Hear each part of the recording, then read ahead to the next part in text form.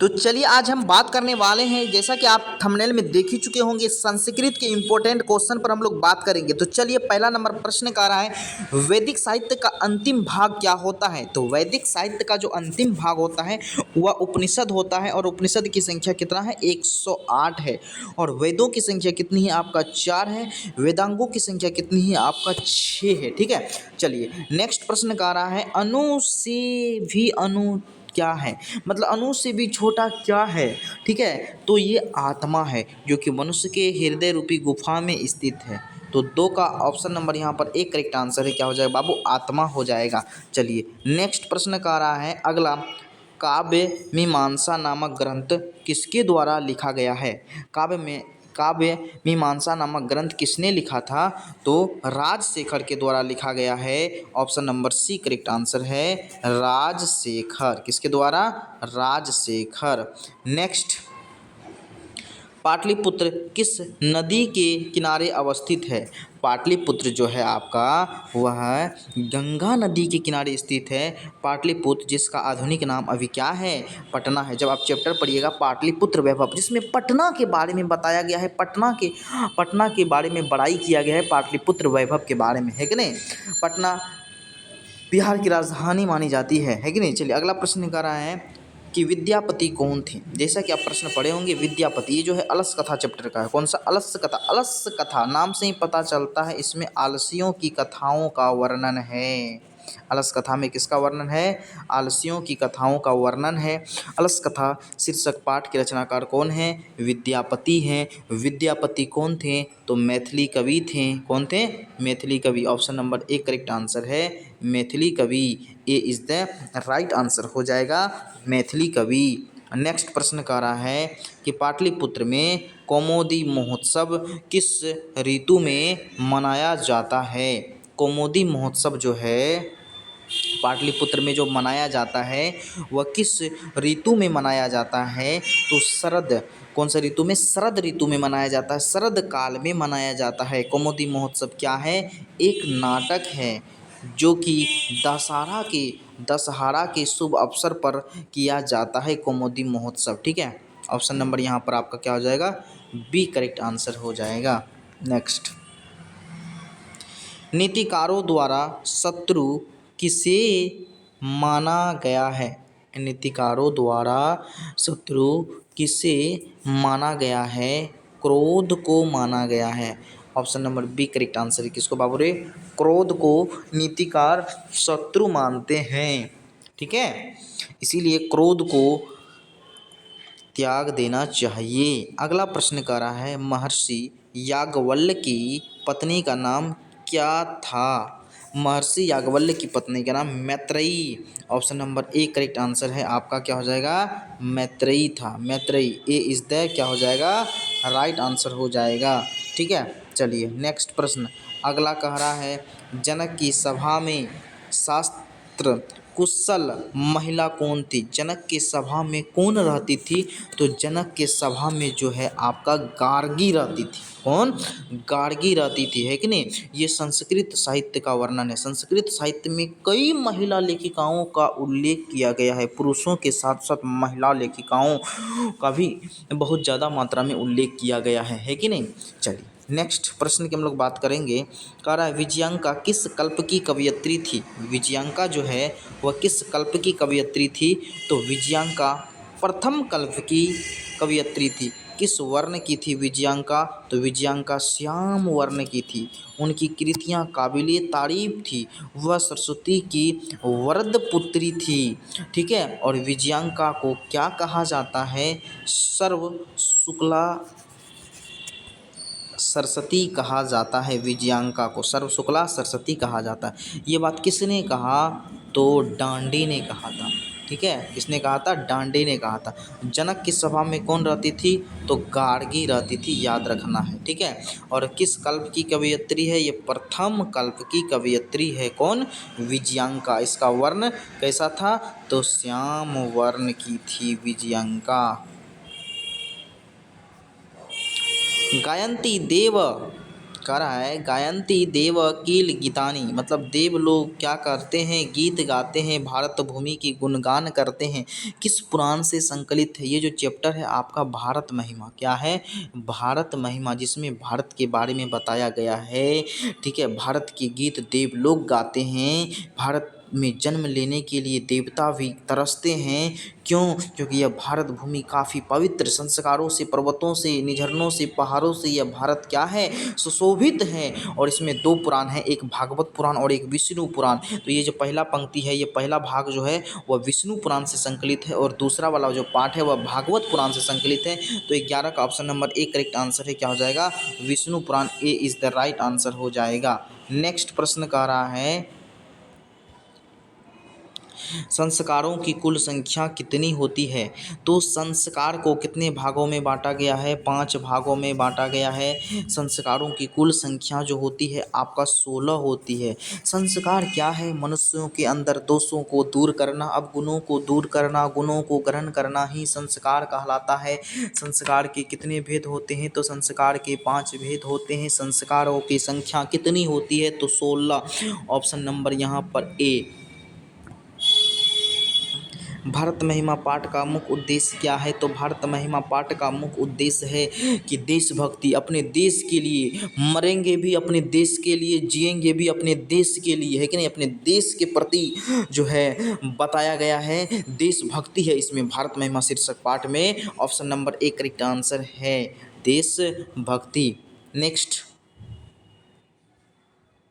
गोदान किस संस्कार के अंतर्गत आता है? जब आप पढ़िएगा भारतीय संस्कार में तो संस्कारों की संख्या 16, संस्कारों को 5 भागों में बांटा गया। जब बाल्यावस्था में जब शिशु क्या करते हैं, प्राचीन संस्कृति का ज्ञान कहाँ से होता है? संस्कारों से होता है। और प्राचीन संस्कृति में, प्राचीन काल में शिष्यों को ब्रह्मचर्य भी कहा जाता था। वह गुरु के घर में ही रह कर के शिक्षा अध्ययन करते थे। जब शिक्षा पूरी हो जाती थी उस समय केशान संस्कार के अंतर्गत जो है छात्रों को एक गाय दिया जाता था ताकि वह जो है उस गाय की सेवा कर सके, इसीलिए उसका नाम है गोदान संस्कार, जिसमें गाय दान दिया जाता है, जिस संस्कार में गोदान संस्कार। और ये संस्कार केशान संस्कार के अंतर्गत आता है। कौन सा संस्कार बोलेगा? केशांत संस्कार के अंतर्गत कौन सा संस्कार आता है? तो गोदान संस्कार आता है। केशांत संस्कार के अंतर्गत गोदान संस्कार आता है। चलिए नेक्स्ट प्रश्न की हम लोग बात करते हैं। परम तृप्ति किससे मिलती है? परम तृप्ति जो है वह किससे मिलती है? तो 15 नंबर प्रश्न का आंसर देंगे। परम तृप्ति हुआ जो है अहिंसा से मिलती है। ठीक है, परम तृप्ति किससे मिलती है? अहिंसा से मिलती है। ऑप्शन नंबर यहाँ पर सी करेक्ट आंसर है। अहिंसा सुख देती है। अहिंसा क्या करती है? सुख देती है। अगला प्रश्न कह रहा है नरक के कितने दरबार होते हैं? तो नरक के जो दरबार होते हैं 3 दरबार होते हैं। कौन कौन? एक होता है काम, क्रोध और लोभ। काम, क्रोध और लोभ, नरक के 3 दरबार होते हैं, काम, क्रोध और लोभ होते हैं। ठीक है, नरक के कितने दरबार बाबू रे? 3 दरबार होते हैं। Option number A correct answer है 3। चलिए नेक्स्ट प्रश्न कह रहा है कर्मवीर कथा का नायक कौन है? कर्मवीर कथा का नायक कौन है? 17 नंबर प्रश्न, राम प्रवेश राम है, राम प्रवेश राम है कर्मवीर कथा का नायक। Option number A correct answer है, राम प्रवेश राम है। ठीक है, समझ गए बातों को। चलिए नेक्स्ट प्रश्न, अगला कह रहा है कि छात्रों का तप क्या है? छात्रों का तप क्या है? अध्ययन है छात्रों का। छात्रों का तप अध्ययन है कि नहीं? तप अध्ययन से ही छात्र उन्नति प्रगति करते हैं, उच्च से उच्च पद पर पहुंचते हैं। इसीलिए छात्रों को अध्ययन की काफ़ी आवश्यकता है। खूब रुचि के साथ मेहनत कीजिए, आप लोग भी एकदम धुआं धुआं उड़ेगा क्वेश्चन का। ठीक है, तो चलिए पहली बार जुड़े हैं बच्चा लोग तो सब्सक्राइब कर दीजिएगा। ठीक है, चलिए अगला प्रश्न कह रहा है स्वामी दयानंद के द्वारा आर्य समाज की स्थापना कब किया गया था? स्वामी दयानंद सरस्वती, जिनका जन्म गुजरात प्रदेश के टंकरा नामक गांव में हुआ था। कहां पर? गुजरात में हुआ था। स्वामी दयानंद सरस्वती का जन्म हुआ था।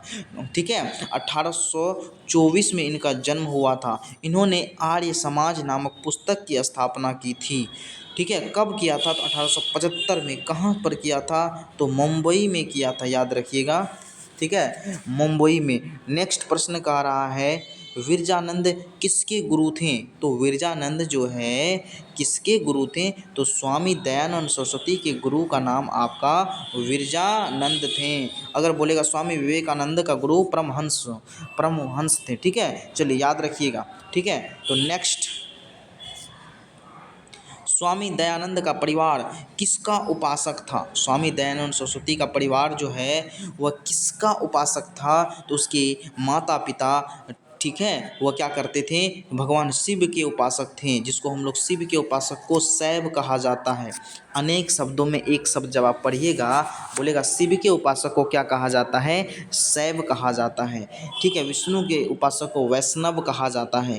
अगला प्रश्न, मंदाकिनी वर्णनम पाठ किस ग्रंथ से लिखा है? मंदाकिनी वर्णनम पाठ किस ग्रंथ से संकलित है? ये जो ग्रंथ है आपका मंदाकिनी वर्णनम पाठ जो है वह रामायण, वाल्मीकि रामायण के सर्ग संख्या अयोध्या कांड के 95 से लिया गया है मंदाकिनी वर्णम।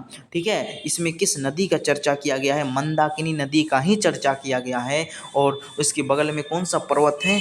चित्रकूट पर्वत। चित्रकूट पर्वत का दृश्य को दिखाते हैं कौन? राम सीता को दिखाते हैं, क्योंकि जब उनको 14 वर्ष का वनवास मिला था तो वह जंगलों में भटकते थे, इधर उधर वह जो है प्राकृतिक चीज़ों से जो है मोहित होते थे, है कि नहीं? तो उस दृश्य को सीता को दिखाते थे कौन? प्रभु श्री राम। और उसी चित्रकूट पर्वत में पर्वत के निकट जो मंदाकिनी नदी था, उसी मंदाकिनी नदी में ऋषिगण क्या करते थे? स्नान करते थे। प्रश्न पूछेगा कि मंदाकिनी नदी में कौन स्नान करते थे? तो ऋषिगण स्नान करते थे। ठीक है, चलिए, मंदाकिनी वर्णन किसके द्वारा लिखा गया? महर्षि वाल्मीकि के द्वारा लिखा गया। ठीक है, जो कि उसमें किस कांड का वर्णन है? अयोध्या कांड का वर्णन है। 23 नंबर प्रश्न कह रहा है, कर्णस्य दानवीरता पाठ किसके द्वारा लिखा गया है? महर्षि भाष्य के द्वारा लिखा गया। किसके द्वारा? महर्षि भाष्य के द्वारा लिखा गया है। और ये क्या है? एक नाटक है, कर्णभार से लिया गया है। ऑप्शन नंबर यहाँ पर आपका एक करेक्ट आंसर है, कर्णभार। नेक्स्ट प्रश्न, राष्ट्रीयों के बीच द्वेष का कारण क्या है? राष्ट्रीयों के बीच जो द्वेष हो रहा है उसका कारण क्या है? दूसरे राष्ट्र का उत्कर्ष है। एक दूसरे राष्ट्र, एक देश दूसरे देश की उन्नति को देखकर जलता है, इससे ईर्ष्या पैदा होती है कि नहीं? चलिए, नेक्स्ट प्रश्न कह रहा है, वैर से वैर कभी शांत नहीं हो सकता है। वैर से वैर का समन क्या है? तो असंभव है, वैर से वैर कभी शांत नहीं हो सकता है। ऑप्शन नंबर यहाँ पर आपका क्या करेक्ट आंसर है? B is the right answer है। ठीक है, विश्व शांति शीर्षक पाठ का है ये। ठीक है, अगला कह रहा है, विजयांका का समय क्या था? तो विजयांका का जो समय था वह 8वीं सदी था। क्या था? 8वीं सदी था विजयांका का समय।